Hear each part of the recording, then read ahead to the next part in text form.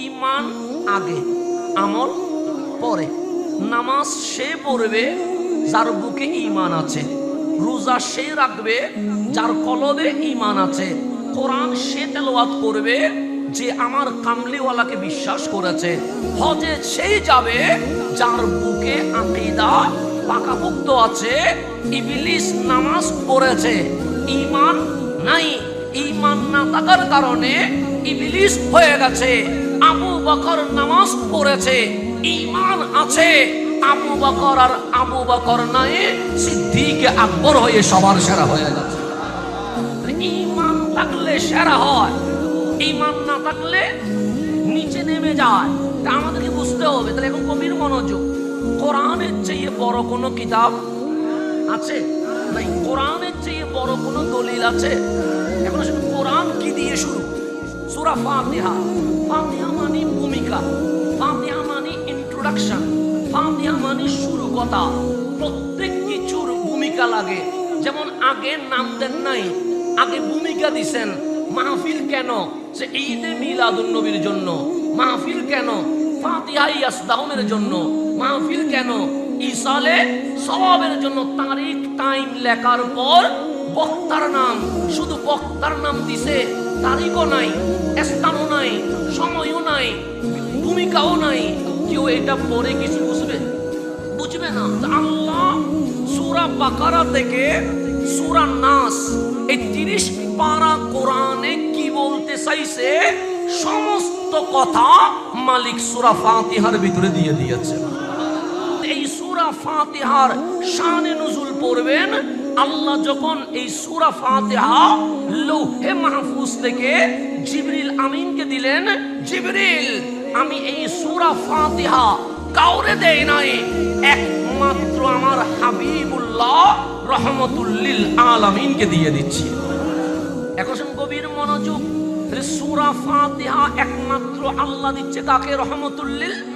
তো জিবরিল আমিন যখন চলে আসতেছে, আল্লাহ বললেন জিবরিল কম, জিবরিল দাঁড়াও, আইনা তাযহাব, যাচ্ছ কই? সে মালিক তোমার হাবিবের কদমে যাচ্ছি। কি নিয়ে যাচ্ছ? সে সূরা ফাতিহা। একলা যাচ্ছ বুঝি?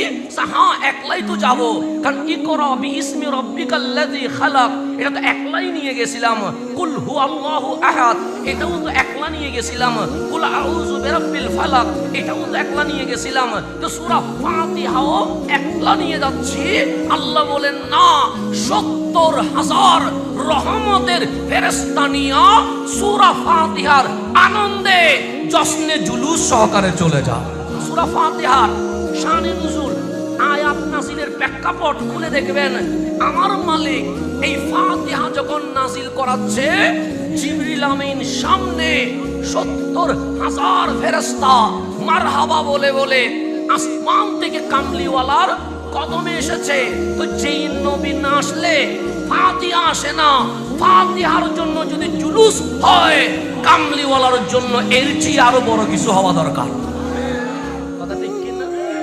সূরা ফাতিহার শেষ সূরা বাকারা শুরু। আলিফ লাম মিম। রহমতুল লিল আলামিন জিজ্ঞেস করছে, উম্মত কি বলেছিস? আমরা বললাম নবী গো আলিফ লাম মিম বলেছি।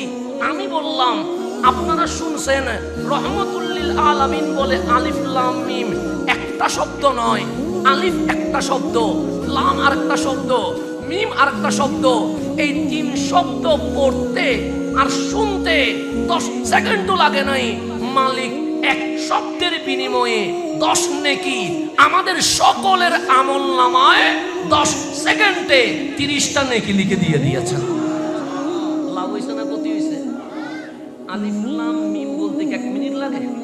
1 ঘন্টা লাগে না? কেন 10 সেকেন্ড? কষ্ট হয়ে গেছে? আপনারা শুনেছেন, আমি বলেছি। আমাদের আমলনামায় কয়টা নেকি হইছে? শুধু 30টা? না, তোমাদের জীবন থেকে আল্লাহ 30টা সগীরা গুনাহ মাফ করে দিয়েছেন। শুধু কি তাই? না, অনেকেই চায়ের দোকানে আছে, অনেকে রাস্তায় আছে, অনেকে ঘরে ফেসবুকে আছে, ওরা আসতে পারে নাই। তোমরা যারা এসে গেছো তাদেরকে মাওলা ওদের চেয়ে 30টা স্তর উপরে মর্যাদা দিয়ে দিয়েছে। লাভ হইছে না ক্ষতি হইছে? কিছু বুঝছেন? বুঝি নাই। আলিফ লাম বুঝলাম, আলিফ একটা শব্দ, লাম একটা শব্দ, মিম একটা। অর্থ কি আমিও জানি না, আপনিও তো। না জানলে যদি এই সওয়াব হয়, জানি গেলে কি সওয়াব হবে? কথা ঠিক না? একটা আয়াত যদি বুঝতে পারি, এটা আমাদের নাজাতের ওসিলা হয়ে যাবে। একটু গভীর মনোযোগ দিলে, আলিফ লাম মিম অর্থ কি? আপনারা বলবেন জানি না, তা আমি জানি। আমি বলবো আমিও জানি না। আপনার আব্বা জানে, আমি বলবো উনিও জানে না। আপনার আব্বা জানের উস্তাদ জানে, আমি বলবো ওনারাও জানে না। যদি আমাকে আরো উপরে বলতে বলবেন, আমি বলবো দুনিয়ার কোন মুহাদ্দিস, দুনিয়ার কোন মুফাসসির, দুনিয়ার কোন বক্তা আলিফ লাম মিমের অর্থ জানে না। আপনি যদি আমাকে আরেকটু অধিকার দেন, আমি বলবো যে জিবরিল আমিন আলিফ লাম মিম নিয়ে আসছে, ওই জিবরিলও আলিফ লাম মিমের অর্থ জানে না। এখন এগুলোকে কি বলে? তাফসীর খুলেন, যে কোনো তাফসীর কানজুল ঈমানও খুলতে পারেন। যদি বলেন আমি মানি না আল্লাহ হযরতকে, অন্য কোন তাফসীর খুলেন, সেখানে লেখা আছে আলিফ লাম মিম হুরুফুম মুকাত্তিয়া। অন্য কোন তাফসীরে লেখা আছে মুফরাদাত। এগুলোর অর্থ কি?